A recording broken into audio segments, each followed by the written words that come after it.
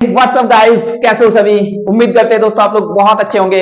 So this is me Vijay, welcome again to your favourite YouTube channel Vigyan Prashasti. So my dear students, आज की इस lecture में हम लोग बात करेंगे केमिकल रिएक्शंस के ऊपर। सो दोस्तों आप लोगों का क्लास 8 का एक बहुत ही इंपॉर्टेंट चैप्टर है ये केमिकल रिएक्शंस। तो दोस्तों बात करेंगे कि कितने टाइप ऑफ केमिकल रिएक्शंस होता है, राइट, एंड देन उन लोगों का रिएक्शंस को लेके डील करेंगे। देन आप लोगों को समझाएंगे कि कौन सा कंपाउंड का लाइक क्या कलर होता है। तो बहुत सारा इंपॉर्टेंट कलर भी है यहाँ पर, जिन लोगों को मतलब कलर ध्यान रखना होगा आप लोगों को। ठीक है, तो चलो स्टार्ट करते हैं अपना लेक्चर आज की। ओके, सो गाइस पेन और पेपर के साथ बैठा करो, क्योंकि हर एक इंपॉर्टेंट चीज यहाँ पर जो भी लिखा जाएगा दोस्तों आप लोगों को कॉपी में लिखना है और बहुत शिद्दत से सुनना है चीजों को, ठीक है, और पूरा फोकस होना चाहिए क्लास में, तब जाके ये जो वीडियो बनाने का मकसद मेरा पूरा होगा। ठीक है दोस्तों, तो चलो प्यारा सा हेडिंग लगा लो दोस्तों, प्यारा सा हेडिंग लगा लो, केमिकल रिएक्शन।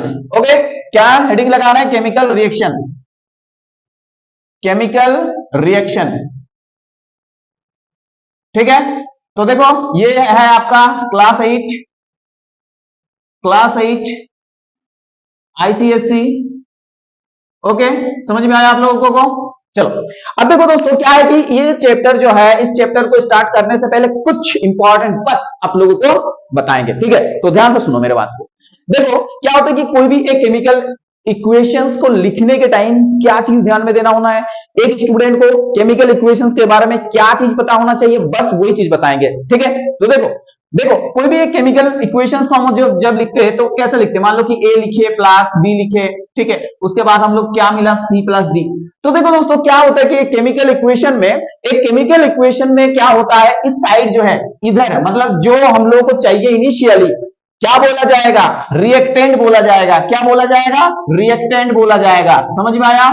यह है आपका रिएक्टेंट। अब देखो जो रिएक्टेंट्स होता है वो क्या करते हैं, उन लोगों को इधर हीट करो, प्रेशराइज करो, या तो आप इलेक्ट्रिक सप्लाई दो, ठीक है, या तो आप सनलाइट के प्रेजेंस में रख दो। तो डिफरेंट कंडीशंस देने के बाद क्या होगा आप लोगों को कि देखना को ये मिलेगा कि रिएक्टेंस जो है वो बदल चुका है। रिएक्टेंस के बीच में जो प्रॉपर्टी था वो बदल गया है, and at the end of the day, I mean at the end of the reactions क्या मिलेगा हम लोगों को? कुछ भिन्न धर्म की दोस्तों अलग प्रॉपर्टी का कुछ चीजें मिलेंगे, नया होगा, वो एकदम नया प्रॉपर्टी में होगा। ठीक है, तो क्या होगा, उन लोगों को क्या बोलेंगे, ये जो है यहाँ पर सी प्लस डी के हिसाब से उन लोगों को रिप्रेजेंट किया गया है, तो इन लोगों को क्या बोलेंगे दोस्तों? प्रोडक्ट के हिसाब से बोला जाता है। ठीक है, तो ये होता है आपका रिएक्टेंट और प्रोडक्ट का कॉन्सेप्ट। समझ में आया? तो जो रिएक्टेंट होता है वो हमेशा लेफ्ट साइड में लिखा जाता है, और जब रिएक्शन कंप्लीट होता है दोस्तों तो क्या होता है, एक एरो दिया जाता है वहां पर, उसके बाद जो प्रोडक्ट होता है उसको लिखा जाता है। समझ में आया? अब देखो क्या बात है कि रिएक्टेंस के बीच में जो बॉन्ड होता है दोस्तों, ओल्ड बॉन्ड, ये ओल्ड बॉन्ड क्या होता है? ब्रेक होता है कि नहीं बताओ? ये ओल्ड बॉन्ड ब्रेक होता है कि नहीं बताओ? पुराना बॉन्ड क्या होता है? ब्रेक होता है, और नया बॉन्ड फॉर्म होता है। इसी वजह से ना दोस्तों ये प्रोडक्ट में आप लोगों को जो कैरेक्टरिस्टिक मिलेगा, जो प्रॉपर्टी मिलेगा, वो डिफरेंट काइंड का होगा, क्योंकि वहां पर जो बॉन्ड है वो नया बॉन्ड बना है, और डिफरेंट बॉन्ड बनेगा तो उसका प्रॉपर्टी भी चेंज हो जाएगा, अलग कंपाउंड में वो चले जाएंगे। ठीक है, होता है ना अलग अलग कंपाउंड का अलग अलग कैरेक्टरिस्टिक। तो ऑब्वियसली बात है कि यहाँ पर जो प्रोडक्ट बनेगा उन लोगों का क्या होगा कि अलग प्रॉपर्टी में रहेंगे, राइट। तो क्या होगा कि ओल्ड बॉन्ड जो है रिएक्टेंट्स के बीच में तो मतलब टूट जाएंगे, और नया बॉन्ड दोस्तों यहाँ पर बॉन्ड फॉर्म होगा। क्या होगा? नया बॉन्ड जो है दोस्तों यहाँ पर फॉर्म होगा, न्यू बॉन्ड फॉर्म, राइट। तो ओल्ड बॉन्ड ब्रेक होता है और न्यू बॉन्ड फॉर्म होता है, ये चीज ध्यान रखना है। अब देखो एक केमिकल इक्वेशंस को दोस्तों रिप्रेजेंट करने का बहुत सारा मतलब आप लोगों को ध्यान रखना है कि ये रिएक्टेंट और प्रोडक्ट जो है इन लोगों का कौन सा फेज में ये लोग प्रेजेंट है। मान के चलो कि ए जो है दोस्तों यहाँ पर गैसियस फेज में था, तो हमको ब्रैकेट में गैस लिखना होगा। अगर बी मान के चलो कि आपका लिक्विड फेज में है या तो सॉलिड फेज में है, तो आपको ये सॉलिड लिखना होता है। अगर आपको मान के चलो, ये जस्ट एग्जांपल से आप लोगों को समझा रहे हैं कि एक्चुअल में होता क्या। ठीक है, तो सी जो है दोस्तों, अगर मान के चलो सी आपका सॉलिड बन सकता है और डी जो बना आपका वो गैसियस बन सकता है, तो इस हिसाब से चलेगा कि ये आपका कंप्लीट हो गया अभी भी दोस्तों कंप्लीट नहीं हुआ है। बहुत सारा पैरामीटर आप लोगों को दिमाग में लेके चलना है कि एक केमिकल इक्वेशंस को जब लिखेंगे पूरी तरीके से एकदम पूरा वेल डिटेल्स होगा उसमें, तो और भी चीजें ध्यान रखना होगा, राइट। जैसे कि यहाँ पर एक चीज है तो कंप्लीट कर दिए। अब देखो ये होता है कि मान के चलो आपका कुछ हीट यहाँ पर इवॉल्व हुआ, या तो हो सकता है कुछ हीट यहाँ पर आपको देना पड़ा इनिशियल में रिएक्शंस का, ठीक है। तो दोस्तों क्या होता है, जब हम लोग कोई भी रिएक्शंस करते हैं तो हीट का जब रिक्वायरमेंट होता है, हीट डाला जाता है रिएक्टेंट के साइड में, तो उसको हम लोग क्या बोलते हैं, एंडोथर्मिक रिएक्शंस। क्या बोला जाता है दोस्तों, एंडोथर्मिक रिएक्शंस। इस बात को ध्यान ले लो, इस बात को ध्यान से सुनो मेरे बात को, कि एंडोथर्मिक मतलब हीट आपको देना होगा, हीट आपको क्या करना होगा, सप्लाई करना होगा, हीट आपको क्या करना होगा ड्यूरिंग द रिएक्शन, हीट को वहां पर सप्लाई किया जाता है, ओके। अब देखो यहाँ पर कुछ रिएक्शंस होता है दोस्तों ऐसा कि वहां पर क्या होगा, प्रोडक्ट फॉर्म हुआ, और प्रोडक्ट फॉर्म होने के साथ साथ दोस्तों क्या होता है, हीट भी प्रोड्यूस होता है, हीट भी प्रोड्यूस होता है। तो इस टाइप के रिएक्शंस को हम लोग क्या बोलेंगे ना, एक्सोथर्मिक रिएक्शंस बोलेंगे। आशा करते हैं आप लोगों को ये चीज समझ में आ गया। क्या बोला जाएगा दोस्तों, एक्सोथर्मिक रिएक्शंस। जैसे कि यहाँ पर की क्या होगा, हीट आपका क्या होगा, इवॉल्व होगा, हीट क्या होगा आपका, इवॉल्व होगा, यहाँ पर हीट आपका इवॉल्व होगा, हीट आपका बनेगा रिएक्शन से। एक्सोथर्मिक रिएक्शंस में हीट आपका प्रोड्यूस होता है, हीट आपका क्या होता है, प्रोड्यूस होता है, बनता है हीट, वहां पर से मिलेगा हीट वगैरह, ओके। तो एक एग्जांपल से आप लोगों को समझाते हैं। मान के चलो आप किसी भी सॉल्ट को तोड़ रहे हो, मान लो आपको कैल्शियम कार्बोनेट को तोड़ना है, तो यहाँ पर आपको क्या देना होगा, हीट आपको देना होगा, समझ में आया, तब जाके आपको कैल्शियम ऑक्साइड और CO2 मिलेगा।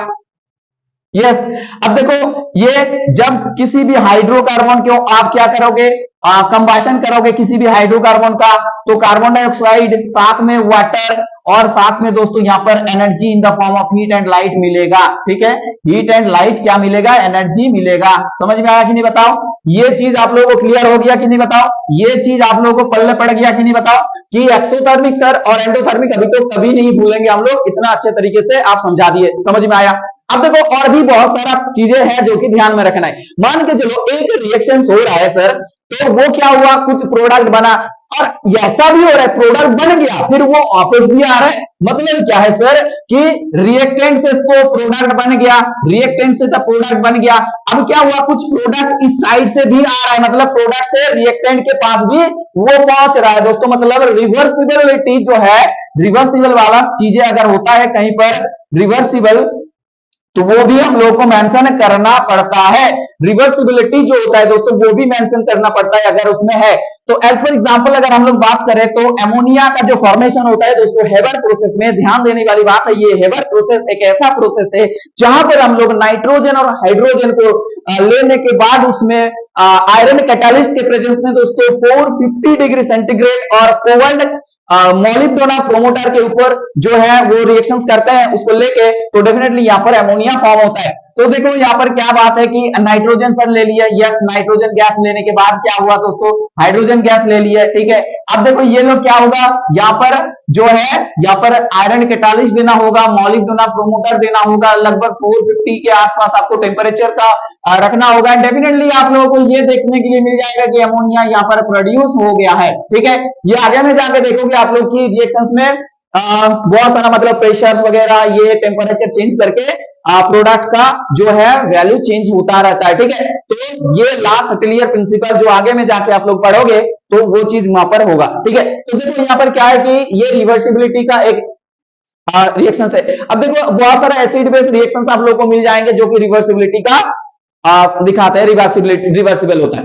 अब देखो क्या है कि और भी बहुत सारा चीज होता है। मान के चलो कि कुछ रिएक्शंस हुआ दोस्तों, वहां पर एक ऐसा फॉर्म हो गया चीज जो एकदम मतलब क्या इनसॉल्यूबल है, जो वाटर में इनसॉल्यूबल है, ऐसा कोई भी चीज वहां पर बन सकता है, तो उन लोगों को हम लोग क्या बोलेंगे, प्रेसिपिटेट बोलेंगे, ठीक है। जैसे कि मान के चलो प्रेसिपिटेट को हम लोग क्या बोलते हैं, प्रेसिपिटेट मतलब दोस्तों यहाँ पर शॉर्टकट में पीपीटी लिख रहे हैं, तो पीपीटी फॉर्म होने के टाइम हम लोग को ये देखना होता है कि ये नीचे के साइड एरो बनता है, यानी कि वहां पर एक इनसॉल्यूबल मास आपको मिल जाएगा, इनसॉल्यूबल मास आपको क्या मिल जाएगा, वहां पर रिएक्शंस के बाद मिल जाएगा इनसॉल्यूबल मास, ठीक है, जो कि वाटर में सॉल्यूबल नहीं होगा। जैसे आप लोगों को एग्जांपल दिखाते हैं दोस्तों, जैसे कि मान के चलो आपके पास है बेरियम क्लोराइड और हम ले रहे हैं H2SO4।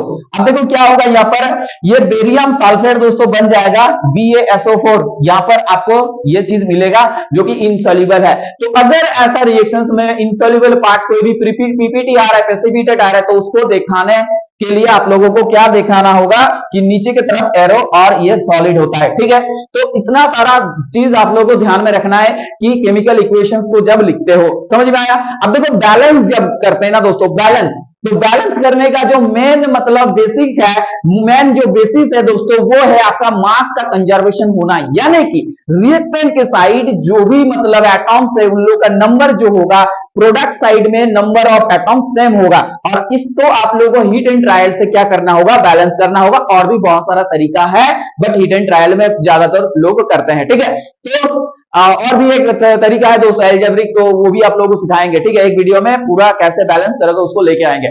तो देखो यहाँ पर क्या होता है, मास का कंजर्वेशन होना बहुत इंपॉर्टेंट है। तो इसी वजह से दोस्तों जब हम लोग बैलेंस करते हैं तो वहां पर कौन सा चीज को देखा जाता है ना, मास कंजर्वेशन हो रहा है कि नहीं हो रहा है, वो चीज दिखा जाता है, मास कंजर्वेशन। ठीक है, मास कंजर्वेशन क्या होता है हम लोग देखते हैं कब ना, during balance, during balance.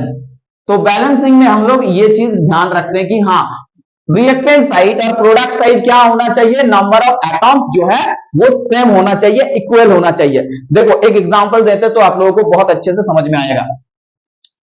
Example से हम लोग चीजों को बहुत अच्छे तरीके से समझ सकते हैं। ठीक है, तो एक एग्जाम्पल से आप लोगों को बताते हैं। तो बहुत एक छोटा सा एग्जाम्पल लेते हैं कि कार्बन है सर मेरे पास और ऑक्सीजन है। अब ये दोनों मिलके क्या हो गया, कार्बन डाइऑक्साइड हो गया। अब देखो इधर भी अगर कार्बन का नंबर देखे तो इस साइड एक है, इस साइड भी आप देख पा रहे हो एक है। ठीक है, अब देखो ऑक्सीजन की अगर बात करें तो इधर भी 2 ऑक्सीजन एटॉम प्रेजेंट है और इधर भी क्या है, 2 ऑक्सीजन एटॉम प्रेजेंट है। यानी कि रिएक्टेंट साइड में जो नंबर ऑफ एटॉम्स होगा, इधर जो नंबर ऑफ एटॉम्स होगा दोस्तों, इधर भी प्रोडक्ट साइड में क्या होगा, नंबर ऑफ एटॉम्स आपका सेम दिखेगा। यानी कि इधर रिएक्टेंट का जो मास होगा, यहां पर रिएक्टेंट का जो मास होगा, प्रोडक्ट का मास क्या होगा, सेम होगा। समझ में आया। देखो और भी एक एग्जांपल देते हैं आप लोगों को। मान के चलो आपके पास है नाइट्रोजन प्लस हाइड्रोजन। ठीक है, अब बन गया ना एमोनिया। अब देखो यहाँ पर बैलेंस अगर करेंगे हम लोग तो यहाँ पर आपको 3 देना होगा और यहाँ पर 2 देना होगा, तब जाके ये बैलेंस होगा। अब देखो यहाँ पर नाइट्रोजन की अगर बात करें तो लेफ्ट साइड में यानी कि रिएक्टेंट साइड के में सर नाइट्रोजन का नंबर कितना है, 2 है। और प्रोडक्ट साइड में अगर नाइट्रोजन की बात करें तो यहाँ पर भी 2 है। अगर बात करें सर हाइड्रोजन की तो यहाँ पर आपका हाइड्रोजन 6 एटॉम मिल जाएगा और यहाँ पर अगर हाइड्रोजन की बात करें तो यहाँ पर भी 6 एटॉम मिल जाएंगे। यानी कि दोस्तों यहाँ पर रिएक्टेंट साइड और प्रोडक्ट साइड में दोनों तरफ आप देख सकते हो कि नंबर ऑफ एटॉम्स जो है सेम है। तो यहां तक आप लोगों को समझा दिए। अब हम लोग धीरे धीरे बात करेंगे दोस्तों केमिकल रिएक्शंस के ऊपर। तो क्या होता है केमिकल रिएक्शंस, ठीक है, कितने टाइप ऑफ केमिकल रिएक्शंस है उसके ऊपर चर्चा होगा। ठीक है, तो तब तक देख लेते हैं एक बार सब कुछ सही है कि नहीं, एकदम बढ़िया तरीके से सब कुछ चल रहा है। ओके चलो, तो कोई दिक्कत वाली बात नहीं है, सब कुछ सही है। चलो हेडिंग लगाओ केमिकल रिएक्शंस। तो पहला बात तो यह है कि केमिकल रिएक्शंस के टाइम हम लोगों को क्या दिखाना हो, मतलब क्या इंपॉर्टेंट चीज होता है कि ओल्ड बॉन्ड ब्रेक होता है और न्यू बॉन्ड फॉर्म होता है। ये चीज इंपॉर्टेंट है कि जब केमिकल रिएक्शंस होता है तो क्या होता है कि ओल्ड बॉन्ड ब्रेक होता है और न्यू बॉन्ड फॉर्म होता है। ये बात समझ में आएगा आप लोगों को। अब देखो कितने टाइप ऑफ केमिकल रिएक्शंस होता है उसके ऊपर चर्चा होगा। तो दोस्तों अगर हम लोग टाइप्स के ऊपर बात करें, यहां पर टाइप्स के ऊपर बात करें तो डेफिनेटली आप लोगों को 4 टाइप ऑफ केमिकल रिएक्शंस मिल जाएगा। 4 टाइप ऑफ केमिकल रिएक्शंस मिल जाएगा। पहला वाला जो है वो है आपका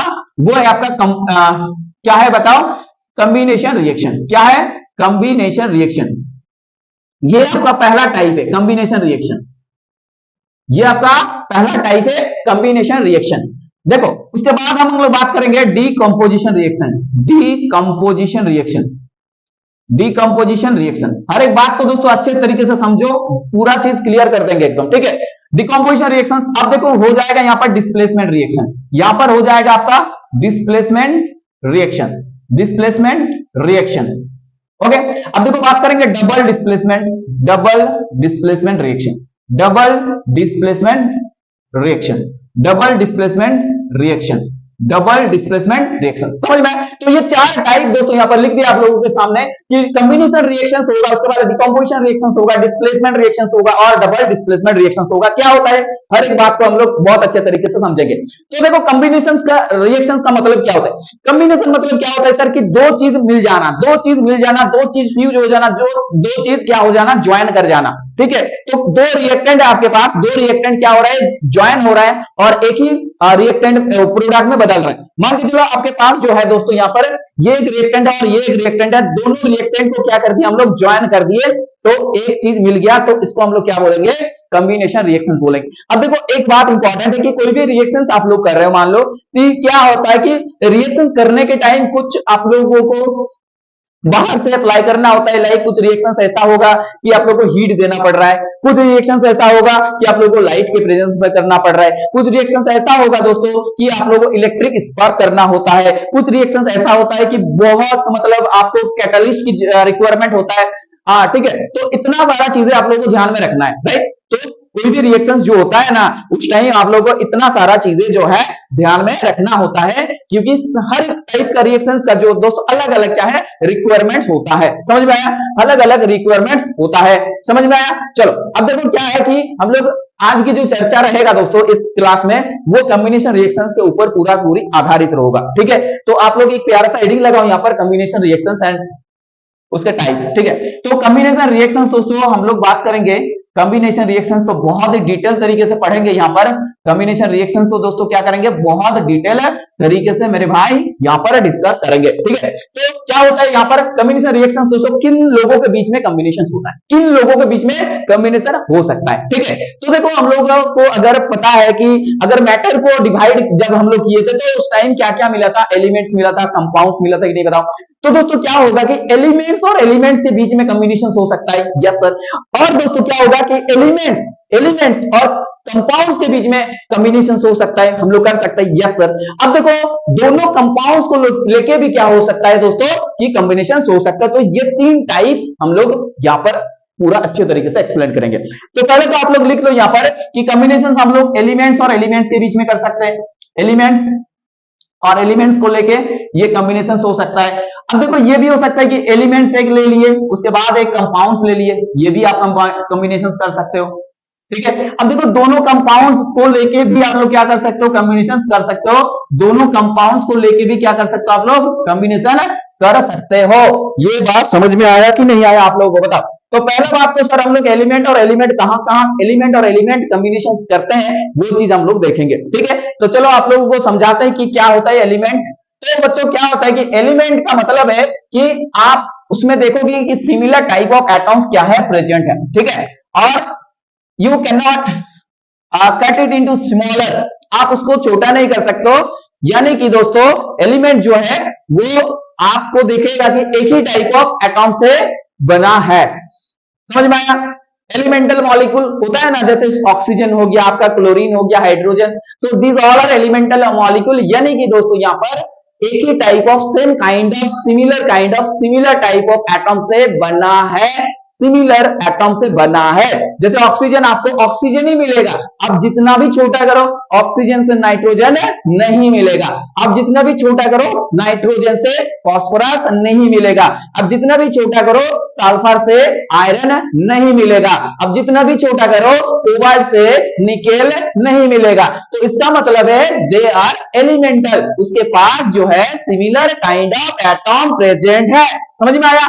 चलो देखो तो क्या है कि एलिमेंट और एलिमेंट। अब देखो एलिमेंट को अगर हम लोग और भी ब्रॉडली कैटेगराइज करें दोस्तों तो वहां पर दो मीन्स आएंगे, एक तो होगा मेटल का पार्ट और एक होगा नॉन मेटल का पार्ट। तो मेटल के साथ अगर हम लोग देखेंगे तो बहुत सारा रिएक्शन हो जाएगा दोस्तों, जैसे कि ऑक्सीजन के साथ मेटल का बहुत ही अच्छा बॉन्ड होता है। उसके बाद क्या है कि मेटल के साथ दोस्तों आप देखोगे कि नाइट्रोजन का भी रिएक्शन होता है, मेटल के साथ दोस्तों आप सल्फर का भी रिएक्शन देखोगे, नाइट्रोजन मेटल के साथ दोस्तों आप लोग और भी बहुत सारा रिएक्शंस देखेंगे जो कि एलिमेंटल कॉम्बिनेशन है। तो वन बाय वन हम लोग रिएक्शंस को देखेंगे। ठीक है, चलो तो देखो क्या है कि इंपॉर्टेंट बात यहां पर तो मेटल के साथ करेंगे, तो मेटल के साथ दोस्तों बात करेंगे जब सोडियम का बात तो पहले करेंगे। देखो अगर आप लोग सोडियम के साथ ऑक्सीजन का कंबाइन कर रहे हो, अगर आप लोग सोडियम के साथ ऑक्सीजन को कंबाइन कर रहे हो तो आप लोगों को क्या मिलेगा सर, देखो आप लोगों को मिलेगा सोडियम ऑक्साइड। अगर इसको अच्छे तरीके से बैलेंस करोगे तो आप लोगों को ये चीज मिलेगा यहां पर से,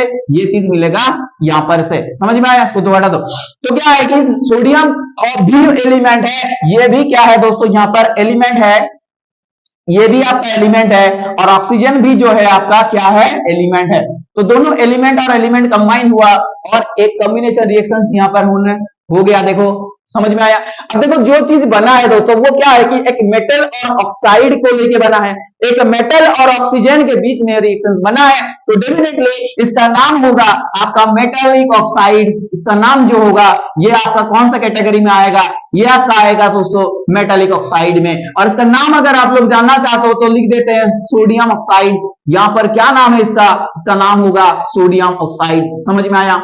यहां पर दोस्तों यहां पर ऑक्साइड के फॉर्म में रहता है। आप लोगों को पता है कि ऑक्साइड का जो फार्मूला होता है वो क्या होता है, तो ध्यान से सुनो मेरे दोस्तों, मेरे भाई, ये बात तो कि ऑक्साइड का फार्मूला होता है आपका O2 माइनस, ये चीज आप लोगों को भूलना नहीं है। ये आपका कौन सा चीज है ना, ऑक्साइड के लिए होता है। अब जितना भी चीजें आप लोग बताओगे यहाँ पर ऑक्सीजन के साथ, सभी में जब भी ऑक्साइड बनेगा तो O2 माइनस में ऑक्सीजन जो है प्रेजेंट रहेगा। समझ में आया? तो आप लोग यहाँ पर मैग्नीशियम भी ले सकते हो, यहाँ पर पोटेशियम भी ले सकते हो, तो इसी हिसाब से रिएक्शन होता हुआ देखोगे आप लोग कि यहाँ पर मैग्नीशियम ऑक्साइड बनेगा।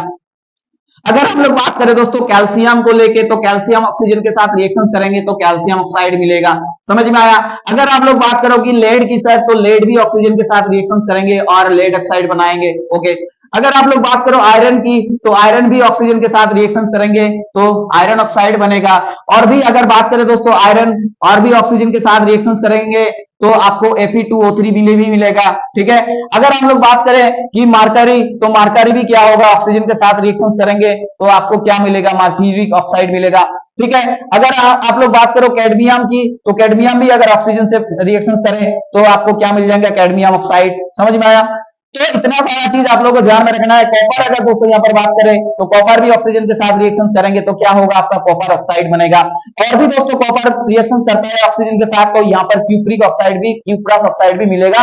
ये आपका क्या है, ये आपका देखो हायर वैलेंसी में है। कॉपर का दोस्तों यहाँ पर वेरिएबल वैलेंसी दिखाते हैं, आयरन आपका देखोगे कि वेरिएबल वैलेंसी दिखाता है, तो डेफिनेटली वहां पर दोनों मेंशन करना होगा। तो देखो यहाँ पर CuO जो है ये आपका क्यूप्रिक ऑक्साइड है, ये आपका क्या है, क्यूप्रिक ऑक्साइड है। और यहां पर देखोगे ये आपका क्यूप्रस ऑक्साइड है, ये आपका क्या है ना, क्यूप्रस ऑक्साइड है। समझ में आया? अब क्यूप्रिक में दोस्तों यहाँ पर कॉपर का जो वैलेंसी होता है वो 2 होता है, +2 ऑक्सीजन स्टेट में रहता है। और अगर बात करें यहाँ पर क्यूप्रस में, तो यहाँ पर आपका +1 ऑक्सीडेशन स्टेट में रहेगा। अगर बात करें यहाँ पर फेरस ऑक्साइड की, देखो दोस्तों यहाँ पर इसका नाम है फेरस ऑक्साइड, फेरस ऑक्साइड इसका नाम है, फेरस ऑक्साइड। तो ये आपका आयरन का लोअर वैलेंसी में होगा। आयरन भी आपका वेरिएबल वैलेंसी दिखाता है, एक हायर वैलेंसी दिखाता है, एक लोअर वैलेंसी दिखाता है। तो दोनों वैलेंसी में ये रिएक्शन करते हैं दोस्तों, दोनों वैलेंसी में हम लोगों को कंपाउंड मिल जाएगा। तो आयरन ऑक्साइड जो है दोस्तों यहाँ पर आयरन का, तो यहाँ पर ये यहाँ पर +2 ऑक्सीजन स्टेट में रहता है। लेकिन यहाँ पर अगर फेरिक ऑक्साइड में बात करें हम लोग, फेरिक ऑक्साइड में, तो यहाँ पर आपको मिल जाएगा कि ये आयरन जो है यहाँ पर +3 ऑक्सीडेशन स्टेट में रहता है। ठीक है, तो आप लोग इस हिसाब से बैलेंस कर लो कि यहाँ पर देखो 2 दे दो तो 2 Fe मिल जाएगा, और यहाँ पर Fe2O3 है दोस्तों। तो यहाँ पर आप लोग देख सकते हो कि अगर हम लोग 2 Fe2O3 कर दे तो ये बैलेंस हो जा रहा है, यहाँ पर 3O2, और यहाँ पर आप लोग 2 लिख दो, 4 लिख दो। ठीक है, 4 लिखने से ये क्या हो जाएगा, बैलेंस हो जा रहा है। ठीक है, यहाँ पर आप 4 लिख दो तो बैलेंस हो जा रहा है। ठीक है, अब देखो यहाँ पर Hg है, तो यहाँ पर 2 दे दो तो 2Hg हो जाएगा। ऐसा करके आप लोग पूरा बैलेंस कर सकते हो चीजों को। ठीक है, अब यहाँ पर देखो क्या हो रहा है, 2 Cu, तो यहाँ पर आपको हाफ ऑक्सीजन मॉलिक्यूल लेना होगा। देखो हाफ ऑक्सीजन मॉलिक्यूल का मतलब है दोस्तों, यहाँ पर अगर हम लोग एक ऑक्सीजन एटॉम का रिक्वायरमेंट होगा ना, तो हम लोग क्या लिखेंगे, हाफ O2 मॉलिक्यूल लिखेंगे। ये बहुत को समझ में नहीं आता, लेकिन आप लोग ऐसा कर सकते हो कि O2 मतलब आपके पास 2 ऑक्सीजन एटॉम है, O2 मतलब आपके पास 2 ऑक्सीजन एटॉम है, लेकिन हाफ O2 लिख रहे हैं तो उसका मतलब आपके पास 1 ऑक्सीजन एटॉम है। ये बात समझ में आया आप लोगों को? मान के चलो कि किसी ने ऐसा लिख दिया कि 5/2 O2 लिख दिया, तो उसके मतलब है कि उसके पास 5 एटॉम ऑफ ऑक्सीजन है, उसका मतलब आपको 5 एटॉम ऑफ ऑक्सीजन एटॉम दिखाएगा, ठीक है। 7 बाई, मान लो आपके पास 2 लिख रहे हैं कोई, तो उसका मतलब है कि 7 ऑक्सीजन एटॉम उसके पास है। तो ये कॉन्सेप्ट होता है, इसको आप लोग नोट करके लिख लो। तो देखो, अब देखो जितना भी यहाँ पर लिखे हैं हम लोग, और भी बहुत सारा चीज यहाँ पर लिख सकते हैं दोस्तों, जैसे कि जिंक के साथ अगर हम लोग ऑक्सीजन का रिएक्शन करेंगे, तो जिंक के साथ अभी हाफ लिख रहे हैं, तो मतलब 1 ऑक्सीजन का रिक्वायरमेंट है, तो हम लोग हाफ लिख रहे हैं, ठीक है। तो जिंक के साथ आप लोगों को जिंक ऑक्साइड मिल जाएगा। तो इतना सारा दोस्तों यहाँ पर ऑक्साइड मिल गया है। अब देखो यहाँ पर कुछ कैरेक्टरिस्टिक, कुछ इंपॉर्टेंट फैक्ट आप लोगों को बताते हैं जो कि ध्यान रखना है। पहला बात तो ये है सर कि ये जो मेटेलिक ऑक्साइड होता है दोस्तों, ये सब क्या होता है, बेसिक इन नेचर होता है, यानी कि ये लोग बेस फॉर्म करता है, ठीक है। ये लोग क्या करता है, बेस फॉर्म करता है। ये लोग बेसिक ऑक्साइड होता है, पानी में जाके ये लोग अल्कली बेस फॉर्म करता है, ठीक है। ये लोग पानी में जाने के बाद क्या होगा, इन लोगों से oxide ions, I mean hydroxide ions जो है वो मिलेंगे। ये बात समझ में आया आप लोगों को। अब देखो यहाँ पर ये जो मैग्नीशियम ऑक्साइड हो रहा है दोस्तों, यहाँ पर डेजलिंग व्हाइट लाइट आप लोगों को दिखेंगे, यहाँ पर व्हाइट लाइट दिखेंगे दोस्तों, यहाँ पर व्हाइट डेजलिंग लाइट, यहाँ पर आप लोगों को डेजलिंग व्हाइट लाइट यहाँ पर आप लोगों को दिखेगा। जब आप लोग क्या करोगे कि मैग्नीशियम रिबन के लेके दोस्तों वहां पर उसको रब करोगे थोड़ा ऊपर में, जैसे कि कोई भी ऑक्साइड का लेयर ना रहे, उस हिसाब से अगर उसको बुनसन बर्नर में अगर बर्न करोगे तो आपको क्या मिलेगा, वहां पर मैग्नीशियम ऑक्साइड को मिलेगा। अगर कैल्शियम ऑक्साइड, अब देखो दोस्तों यह कैल्शियम ऑक्साइड जो है ना, यहाँ पर कैल्शियम ऑक्साइड की कुछ बात कर लेते हैं कि इस कैल्शियम ऑक्साइड को दोस्तों क्या बोला जाता है, इसको बोला जाता है क्विक लाइम। ध्यान से सुनो मेरे बात को, इसको बोला जाता है क्विक लाइम। तो यहाँ पर आप लोगों को छोटा छोटा करके लिख दे रहे हैं क्विक लाइम, QUIC के LIME, क्विक लाइम होता है इसका नाम, ठीक है। और ये भी बेस होता है, इसका नाम है दोस्तों कैल्शियम ऑक्साइड, ओके। अब देखो लेड ऑक्साइड की जो बात करेंगे दोस्तों, तो इसका कलर होगा आपका येलो, ये चीज यहाँ पर इंपॉर्टेंट है, इसका कलर आपका क्या होगा, येलो होगा। अब देखो Fe, ये तो फेरस ऑक्साइड बता दिया आप लोगों को। Fe2O3 दोस्तों यहाँ पर इसका कलर जो होगा ये आपका रेडिश ब्राउन होगा, ये आपका कलर जो है इसका ये रेडिश ब्राउन कलर में आएगा, रेडिश ब्राउन कलर में आएगा। अब देखो ये जो मर्क्यूरिक ऑक्साइड है दोस्तों, इसका भी कलर आप लोगों को ध्यान देना है। तो इसका कलर सर हम लिख रहे हैं यहाँ पर, इसका कलर लिख रहे हैं, क्या होगा, इसका कलर होगा ऑरेंज रेड दोस्तों, इसका कलर होगा, ये आप लोगों को ध्यान देना है, ऑरेंज रेड होगा इसका कलर, समझ में आया। अब देखो ये देखो CuO का जो यहाँ पर है, इसका कलर आपका ब्लैक होता है, इसका कलर आपका क्या होगा, ब्लैक होगा, इसका कलर आपका क्या होगा, ब्लैक होगा।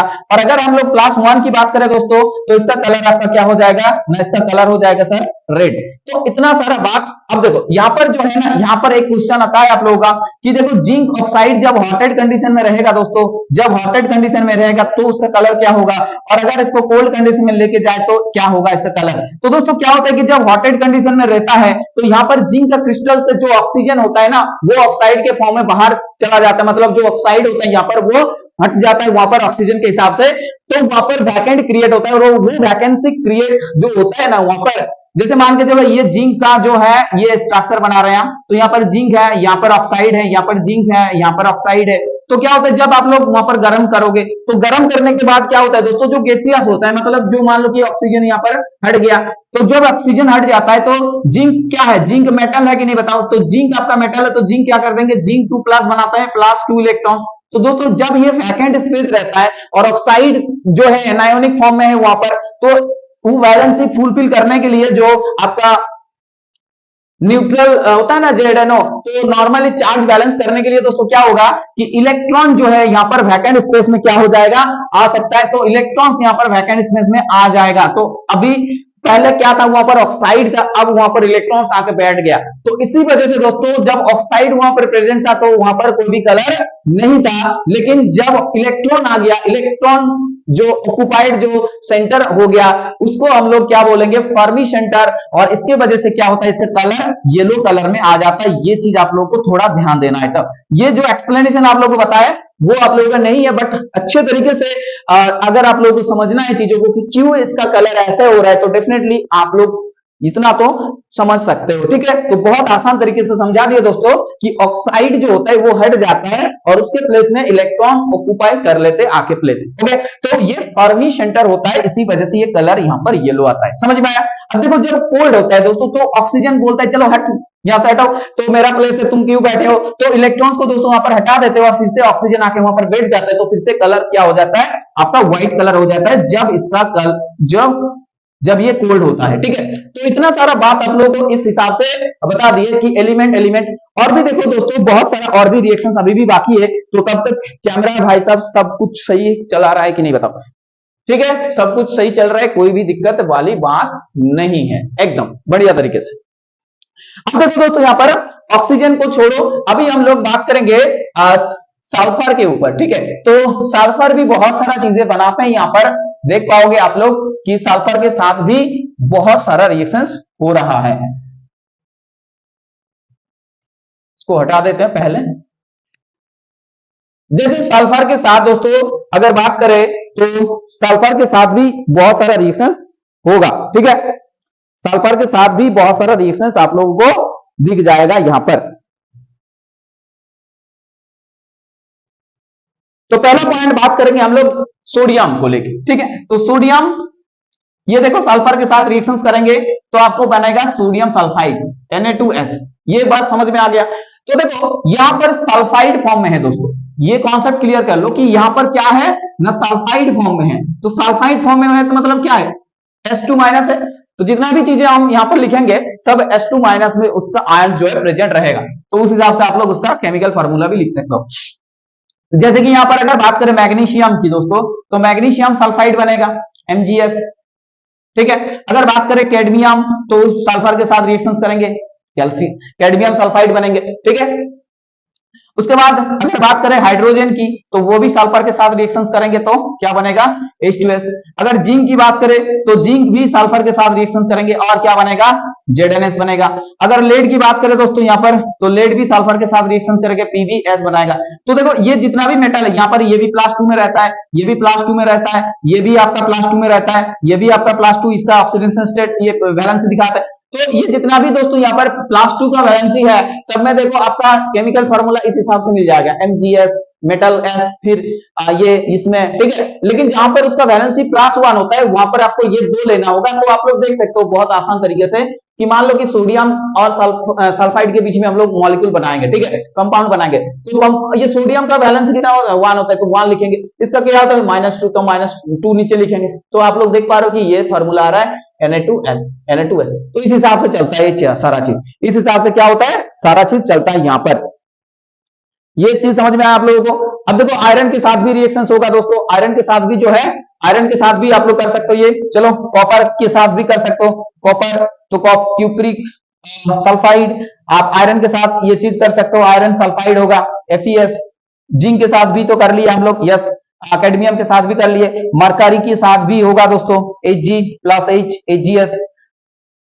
ठीक है, आयरन Hg, इतना सारा चीज जस्ट ध्यान रखो आप लोग कि सल्फाइड जब रहेंगे तो किस हिसाब से रिएक्शंस होगा, बस इतना चीज समझ में आना चाहिए आप लोगों को। अब देखो कुछ कैरेक्टरिस्टिक बात यहां पर बताएंगे। अच्छा, सिल्वर का इंपॉर्टेंट एक फैक्ट है, तो सिल्वर का लिख लो पहले। तो Ag2S बनेगा, यहाँ पर सिल्वर का वैलेंसी भी क्या होता है, +1 होता है, इसी वजह से। तो देखो अब देखो इंपॉर्टेंट बात क्या ध्यान में रखना है, इंपॉर्टेंट बात जो है ध्यान में रखना है क्या,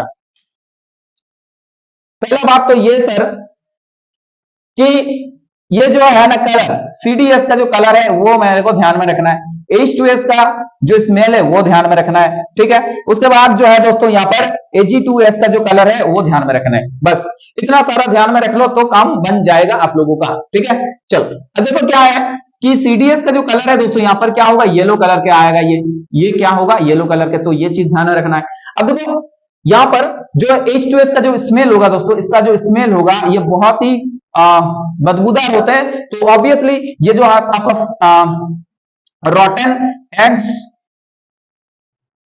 एग्स का जो स्मेल होता है वो स्मेल यहाँ पर आ जाएगा। ओके, अब देखो यहाँ पर जो है ये क्या होता है कि कोई भी अगर हम लोग ज्वेलरी यूज करें सिल्वर का बना हुआ, तो कुछ दिन यूज करने के बाद उसमें एक ब्लैक लेयर बनता है दोस्तों, वो काला हो जाता है, तो उसका कारण है यहाँ पर Ag2S का लेयर बनाना। ठीक है, तो वो चीज बन जाता है, इसी वजह से क्या होता है, वो ब्लैक हो जाता है। ये चीज आप लोगों को ध्यान देना है। ठीक है, कोई भी ज्वेलरी आप लोग पहनते हो तो डेफिनेटली उसका कलर जो है ये काला पड़ जाता है सिल्वर का बना हुआ, तो उसका कारण क्या है कि उसमें सल्फाइड आके रिएक्शन करने के बाद वो ज्वेलरी के ऊपर दोस्तों क्या होता है, एक काला जो है वो सिल्वर सल्फाइड का जो है कोटेशन वहां पर लगता है, तो इसी वजह से वो क्या होता है, काला होता है। समझ में आया? तो इतना सारा चीज हम लोग यहाँ पर देख लिए सल्फर के साथ।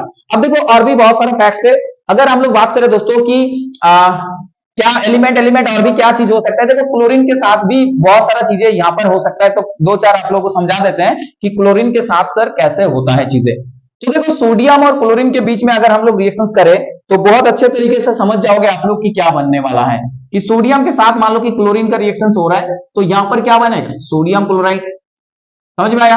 अगर बात करें मैग्नीशियम के साथ अगर क्लोरीन की रिएक्शन करोगे आप लोग मैग्नीशियम के साथ, तो आपको क्या मिलेगा, मैग्नीशियम क्लोराइड मिलेगा।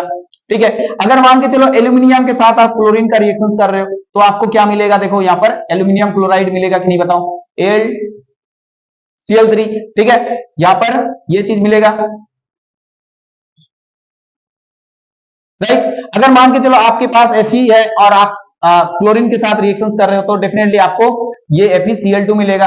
अगर ज्यादा मात्रा में आप लोग क्लोरीन का यूज कर रहे हो यहाँ पर, तो आप लोग क्या कर सकते हो, यहाँ पर FeCl3 भी बना सकते हो, FeCl3 भी बनेगा। ठीक है, FeCl3 भी बनेगा अगर रेशियो हम अलग ले ले। तो देखो यहाँ पर और भी चीजें बन सकता है। Zn के साथ अगर बात करोगे, ZnCl2, लेड के साथ अगर बात करोगे, तो लेड के साथ अगर बात करोगे तो PbCl2 बनेगा। तो इतना सारा चीज है जो आप लोगों को ध्यान में रखना है। ठीक है, अब देखो अगर हम लोग बात करें दोस्तों कि नाइट्रोजन के साथ क्लोरीन की रिएक्शंस, तो क्या होगा, देखो यहाँ पर NCl3 बनेगा, NCl3 यहाँ पर क्या होगा, बनेगा। समझ में आया?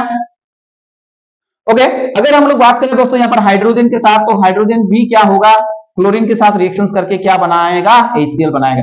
तो इतना सारा चीज आप लोगों को ध्यान में रखना है कि हाँ कैसे क्लोरीन एज ए एलिमेंट के हिसाब से यूज करके हम लोग इतना सारा चीज जो है बना सकते हैं, जो मेटल के साथ भी रिएक्शंस कर रहा है, नॉन मेटल के साथ भी रिएक्शंस कर रहा है। ठीक है, ये चीज समझ में आया आप लोगों को? चलो ये चीज अगर समझ में आ गया है तो बहुत अच्छा है, इसको थोड़ा इरेज कर लेते हैं। अब देखो नाइट्रोजन को भी हम लोग यूज कर सकते हैं एज ए एलिमेंट, और वो भी बहुत सारा मेटल के साथ नाइट्राइड बनाता है। जैसे बात करते हैं दोस्तों यहाँ पर नाइट्राइड की, नाइट्राइड का फार्मूला पहले आप लोग सुनो मेरे बात। नाइट्राइड का फार्मूला होता है N3-। ठीक है, नाइट्राइड का क्या फार्मूला होता है, N3-। अब देखो कैल्शियम के साथ अगर ये नाइट्रोजन का रिएक्शन होगा, कैल्शियम के साथ अगर नाइट्रोजन का रिएक्शन होगा तो क्या बनेगा, कैल्शियम नाइट्राइड। तो सर क्या होगा फार्मूला, देखो फार्मूला होगा सर यहाँ पर कैल्शियम लिखेंगे और यहाँ पर नाइट्राइड लिखेंगे। तो कैल्शियम का आपका होता है क्या, 2 होता है, और नाइट्राइड का अभी बताया आप लोगों को 3 होता है। तो क्या होगा फार्मूला, Ca3N2। क्या होगा, Ca3N2। समझ में आया? अब देखो अगर बात करें एल्यूमिनियम मैग्नीशियम की, तो मैग्नीशियम की भी जो है वैलेंसी आपका 2 होता है। तो इस हिसाब से आप लोग बोल सकते हो कि इसका भी जो है केमिकल फार्मूला वो हो जाएगा आपका Mg3N2। समझ में आया? अब देखो एल्यूमिनियम की अगर बात करें, तो एल्यूमिनियम का ये एल्यूमिनियम की अगर बात करें तो आपका Aln हो जाएगा, क्योंकि एल्यूमिनियम का भी जो वैलेंसी होता है ना वो भी 3 होता है, उसका भी जो है चार्ज देख सकते हो आप लोग, ये 3 होगा, यहाँ पर +3 और इसका -3, तो सेम है, इक्वल है। तो इसी वजह से दोस्तों यहाँ पर 1:1 रेशियो में आ जाएंगे। तो आपका केमिकल फार्मूला इसका जो होगा ये Aln आएगा, एल्यूमिनियम नाइट्राइड। ठीक है, इसका नाम है क्या, एल्यूमिनियम नाइट्राइड। क्लियर है? इसका नाम है मैग्नीशियम नाइट्राइड, इसका नाम है कैल्शियम नाइट्राइड। बोलो ये चीज समझ में आया आप लोगों को कि मैग्नीशियम नाइट्राइड का तो मैग्नीशियम नाइट्राइड लिखोगे तो ये एज ए हम लोग नाइट्राइड के हिसाब से लिख सकते हैं, इतना सारा चीज। ठीक है, अब देखो कुछ नॉन मेटल के साथ ऑक्सीजन का भी रिएक्शन होता है, तो वहां पर भी आप लोग बात कर सकते हैं। जैसे कार्बन और ऑक्सीजन बहुत अच्छा बॉन्ड बनाता है दोस्तों, यहाँ पर कार्बन डाइऑक्साइड मिलेगा आप लोगों को। ठीक है, तो कार्बन के साथ अगर बहुत सफिशिएंट अमाउंट में ऑक्सीजन होगा तो आपको क्या मिलेगा, CO2। ठीक है, अगर आपके पास ये चीज है कि लेस नंबर ऑफ, यानी कि जब ऑक्सीजन की मात्रा जो है दोस्तों वो कम है, इनसफिशियंट है, ठीक है, तो वहां पर आपको एक पॉइजनस गैस कार्बन मोनोक्साइड मिलेगा। समझ में आया? तो यहां पर इनकम्प्लीट कंबशन होता है, तो ये चीज ध्यान देना है आप लोगों को, इनकम्प्लीट कंबशन होगा यहाँ पर, इनकम्प्लीट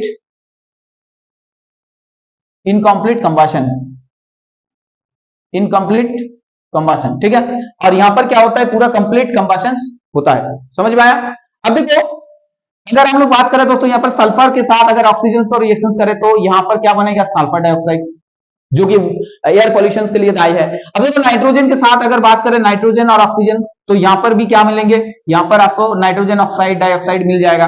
ठीक है, नाइट्रोजन डाइऑक्साइड मिल जाएगा, यहाँ पर हाफ मॉलिक्यूल ले लो तो बैलेंस हो जाएगा। तो और भी क्या है, देखो अगर हम लोग बात करें कि फास्फोरस, अगर आप लोग बात करोगे फास्फोरस का जो एलिमेंटल फार्मूला है वो आपका P4 है, तो वहां पर आपको ऑक्सीजन के साथ रिएक्शन करोगे तो P2O5 P2O3 इस टाइप का कंपाउंड यहाँ पर मिलेगा। जैसे कि इसका बैलेंस कर सकते हो यहाँ पर 2 से, तो यहाँ पर 5 दे दो, 5 दे दो। ठीक है, समझ में आया। अगर बात करें दोस्तों यहाँ पर हाइड्रोजन और ऑक्सीजन को मिला दो तो ये इलेक्ट्रिक स्पार्क के प्रेजेंस में होगा, तो यहाँ पर वाटर बनेगा। क्या बनेगा, वाटर बनेगा। ठीक है, यहाँ पर क्या बन जाएगा, वाटर बन जाएगा, वाटर बन जाएगा, यहाँ पर 2 इधर लगेगा। ठीक है, समझ में आया। सल्फर के साथ ये हो गया, इसके साथ हो गया ऑक्सीजन का, तो इतना सारा नॉन मेटल भी जो है दोस्तों यहाँ पर एज ए आप लोग एलिमेंट के हिसाब से बात कर सकते हो। ठीक है, अब देखते हैं हम लोग एलिमेंट एलिमेंट बहुत सारे कॉम्बिनेशन देख दिए। अब हम लोग बात करेंगे दोस्तों एलिमेंट के साथ कंपाउंड का क्या कॉम्बिनेशन होगा। ठीक है, चलो एलिमेंट के साथ कंपाउंड, यानी कि हम लोग यहाँ पर एक एलिमेंट लेंगे उसके बाद एक कंपाउंड लेंगे। ठीक है, तो एलिमेंट के साथ क्या होगा, यहाँ पर कंपाउंड लेंगे। एलिमेंट के साथ क्या लेना है, कंपाउंड लेना है। चलो, तो एलिमेंट के साथ कंपाउंड लेना है, तो बात करते हैं। चलो यहां पर बात करते हैं दोस्तों, अगर कार्बन मोनोऑक्साइड को ऑक्सीजन सप्लाई किया जाए तो ये आपका कार्बन डाइऑक्साइड देगा कि नहीं बताओ। तो ये आपका क्या हो गया, ये कंपाउंड हो गया, ये आपका कंपाउंड हो गया। कार्बन मोनोऑक्साइड यहाँ पर एक कंपाउंड हो गया। अब कंपाउंड के साथ आप एलिमेंट का यहाँ पर क्या कर रहे हो, कॉम्बिनेशन, तो डेफिनेटली आप लोगों को कॉम्बिनेशन रिएक्शंस यहाँ पर मिल जाएगा। राइट, अब देखो यहाँ पर अगर बात करें हम लोग SO2 की, और SO2 के साथ अगर हम लोग ऑक्सीजन को रिएक्शंस करेंगे तो आपको मिल जाएंगे सल्फर ट्राइऑक्साइड। तो यहां पर भी देख सकते हो कि ये एक कंपाउंड है और ये एक एलिमेंट है। अगर हम लोग बात करें PCl3 की, PCl3 फास्फोरस ट्राइक्लोराइड, और उसके साथ अगर क्लोरीन की रिएक्शंस करें तो यहां पर भी आप लोगों को क्या मिल जाएगा ना, PCl5 मिलेगा। यहां पर भी फास्फोरस पेंटाक्लोराइड मिलेगा। ठीक है, इसका नाम है दोस्तों phosphorus pentachloride, phosphorus pentachloride, phosphorus pentachloride. ठीक है, अगर आप लोग देखोगे कि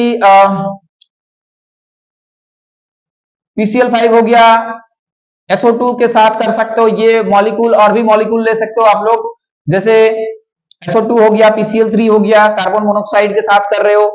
ठीक है, और आप लोग और भी बहुत सारा रिएक्शंस देख सकते हो, जैसे कि मान के चलो आपके पास है FeCl2 है, तो आप क्लोरीन के साथ रिएक्शंस करके FeCl3 यहाँ पर बना सकते हो। ठीक है, ये चीज ध्यान देना है आप लोगों को। तो ऐसे करके दोस्तों एलिमेंट के साथ हम लोग क्या कर सकते हैं, और भी बहुत सारा रिएक्शंस है, जैसे कि आपको FeCl3 हो गया, एल्यूमिनियम FeCl3 के साथ हो जाएगा, FeCl2 हो गया। ओके, उसके बाद मैग्नीशियम ऑक्साइड, हाँ मैग्नीशियम के साथ तो नॉर्मली हो ही रहा है। ठीक है, ट्राइऑक्साइड बनाओ, नाइट्रोजन डाइऑक्साइड है मान के चलो, तो उसके साथ अगर आप लोग हाँ ऑक्सीजन की बात करें तो ऑक्सीजन रिएक्शन करके नाइट्रोजन ट्राइऑक्साइड भी बना सकते हो, NO3। ठीक है, तो बस इतना सारा चीज ध्यान रख लो, यहाँ पर एलिमेंट और कंपाउंड के बीच में जो है कॉम्बिनेशन हो रहा है। अभी तो हम लोग नेक्स्ट बात करेंगे कि कंपाउंड और कंपाउंड के बीच में रिएक्शंस भी होता है, तो वहां पर बस आप लोगों को बात समझ में आना चाहिए कि एलिमेंट और कंपाउंड के बीच में रिएक्शंस हो रहा है। बस आप लोगों को देख के ही पता चल जाएगा कि हाँ ये कंपाउंड है और ये एलिमेंट है, ऐसे ऐसे करके ये लोग क्या हो रहा है, कंबाइन हो रहा है। ओके, चलो अब देखो एलिमेंट कंपाउंड और कंपाउंड को समझा देते हैं, फिर कुछ ऐसा इंपॉर्टेंट चीजें बात करेंगे और खत्म करेंगे क्लास को। तो कंपाउंड और कंपाउंड के बीच में अगर रिएक्शंस होगा दोस्तों, कंपाउंड और कंपाउंड के बीच में, तो पहला बात तो हम लोग ये करेंगे कि कैल्शियम ऑक्साइड है आपके पास और ये CO2 के साथ रिएक्शंस कर लिया। ठीक है, कैल्शियम ऑक्साइड और CO2 के साथ रिएक्शंस कर लिया, तो क्या होगा बताओ कि ये भी देखो एक कंपाउंड है कैल्शियम ऑक्साइड और ये भी एक कंपाउंड है, तो ये लोग क्या बनाएगा, CaCO3 बनाएगा। राइट, कैल्शियम कार्बोनेट बनाएगा, सॉलिड स्टेट में रहेगा ये। अब देखो ये भी सॉलिड है यहाँ पर, तो ये सारा चीज बैलेंस ये लिखोगे आप लोग एग्जाम में, कौन क्या चीज में है, कौन क्या फेज में प्रेजेंट है। ठीक है, अब देखो यहाँ पर कैल्शियम ऑक्साइड अगर लेने के बाद अगर वाटर डाल दे दोस्तों यहाँ पर, तो यहाँ पर क्या बनेगा, लाइम वाटर बनेगा, यानी कि calcium hydroxide, CaOH whole twice, CaOH whole twice. ठीक है, क्या बनेगा, CaOH whole twice, CaOH whole twice बनेगा। तो ये इसका नाम है दोस्तों स्लेक्ट लाइम, इसको स्लेक्ट लाइम से जाना जाता है, और इसका नाम है लाइम वाटर, इसका नाम है लाइम वाटर। ओके, और ऐसे नॉर्मल अगर नाम करें इसका तो calcium hydroxide, calcium hydroxide, right, ये चीज। अब देखो अगर सोडियम ऑक्साइड लेते हैं हम लोग Na2O, और वो अगर वाटर के साथ रिएक्शंस करेंगे तो यहां पर बनेगा आपका सोडियम हाइड्रोक्साइड। सोडियम हाइड्रोक्साइड को आप लोगों को यहां पर लिख दे रहे, इसका नाम है सोडियम हाइड्रोक्साइड, और एक नाम है इसका, और एक नाम से जाना जाता है, इसका नाम आपका नाम है कॉस्टिक सोडा। ठीक है, caustic soda, CaUS, caustic soda. अगर ये K2O होता, मान के चलो K2O, तो वो पानी के साथ रिएक्शंस करते और आपको क्या बनाते हैं ना, KOH, इसका नाम है कॉस्टिक पोटास। ठीक है, इसका नाम है क्या, कॉस्टिक पोटास।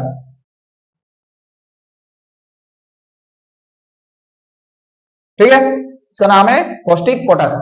अब देखो मैग्नीशियम ऑक्साइड भी जो है वाटर के साथ रिएक्शंस करेंगे, तो यहां पर भी दो कंपाउंड रिएक्शंस कर रहे हैं, तो मैग्नीशियम हाइड्रोक्साइड बनाएगा।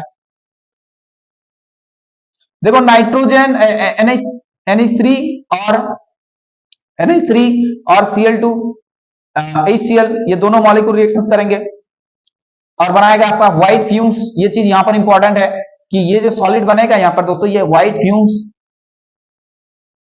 बनाता है यहां पर। ठीक है, ये चीज ध्यान देना है यहां पर। तो मॉलिक्यूल कंपाउंड कंपाउंड ऐसे करके रिएक्शंस हो रहा है। अगर बात करें, कैल्शियम हो गया आपका, कैल्शियम हो गया, सोडियम ऑक्साइड के साथ रिएक्शंस कर लिए। हाँ, aluminium oxide Al2O3 plus sodium hydroxide. अच्छा, इसको छोड़ो, देखो SO2 प्लस H2O, ये दोनों मॉलिक्यूल है, और ये दोनों मॉलिक्यूल रिएक्शंस करने के बाद क्या बनेगा आपको, H2SO3 सल्फ्यूरस एसिड। लिखो यहां पर सल्फ्यूरस एसिड, सल्फ्यूरस एसिड। अगर हम लोग यहां पर SO3 लेंगे और वो अगर पानी के साथ डिसॉल्व हो जाएगा, रिएक्शंस करेंगे, तो सल्फ्यूरिक एसिड मिलेगा, सल्फ्यूरिक एसिड मिलेगा, जिसका फॉर्मूला है दोस्तों H2SO4, H2SO4।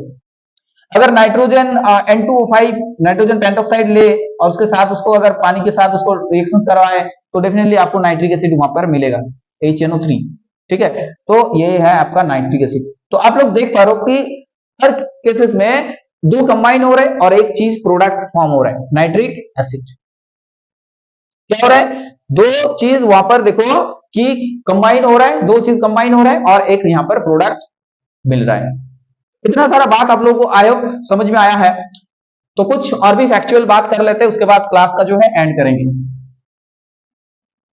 जो जो मतलब टाइप का आपका सवाल देखा जाता है एग्जाम में, कलर का ध्यान रखना यहां पर।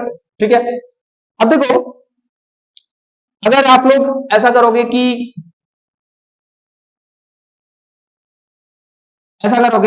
देखो आयरन, आयरन बोलेगा कि आयरन और सल्फर के बीच में रिएक्शंस हीट करो तो आपको क्या मिलेगा, आयरन सल्फाइड।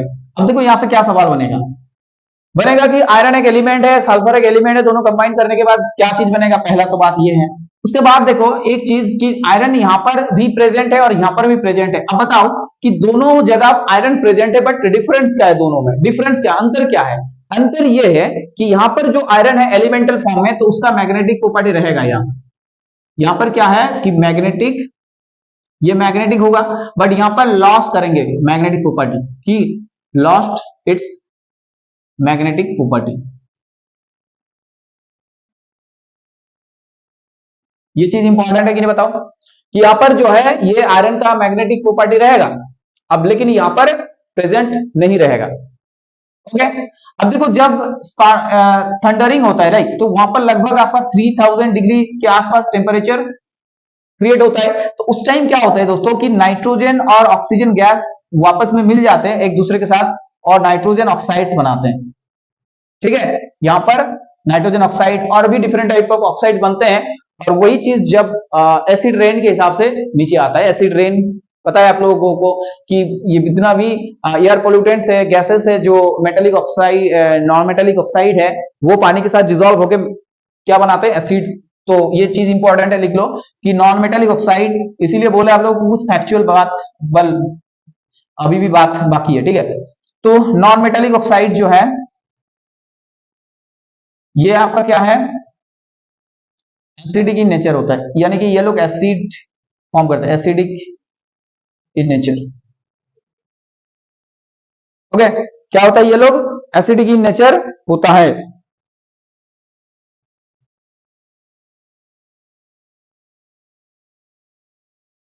नाइट्रोजन और क्लोरीन के साथ रिएक्शंस तो बता दिए आप लोगों को।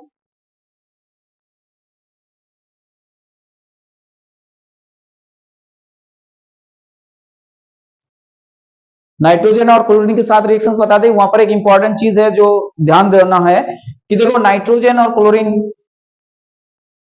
के बीच जब आप लोग रिएक्शंस करोगे यहां पर, तो आप लोग को एक लिक्विड मिलेगा NCl3, जिसका कलर ध्यान रखना है। यहां पर जिसका कलर ध्यान रखना है दोस्तों, इसका कलर होगा येलो लिक्विड होता है, ये येलो लिक्विड, राइट। और एक टाइप का जैसे कि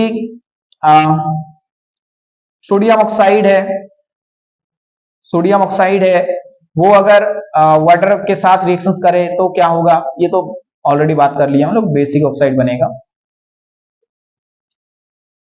बस इतना सारा कॉम्बिनेशन रिएक्शंस के ऊपर आप लोग देख के जाओ तो दिक्कत नहीं होगा। और कलर ध्यान रखना, कुछ बताएं आप लोगों को, HGS, CDS, इन लोगों का कलर, हाँ। उसके बाद Fe2O3 का कलर। तो बस नेक्स्ट क्लास में दोस्तों, नेक्स्ट क्लास में हम लोग क्या displacement, decomposition, displacement, double displacement, इन लोगों का चर्चा करेंगे। ठीक है, उसके बाद कुछ नेक्स्ट वीडियो में एक्सरसाइज कर लेंगे, उसको नेक्स्ट स्टेप में। तो ऐसा ही चलेगा दोस्तों। अगर आप लोगों को वीडियो अच्छा लगा है तो definitely you can share with your friends and tell them to subscribe our channel.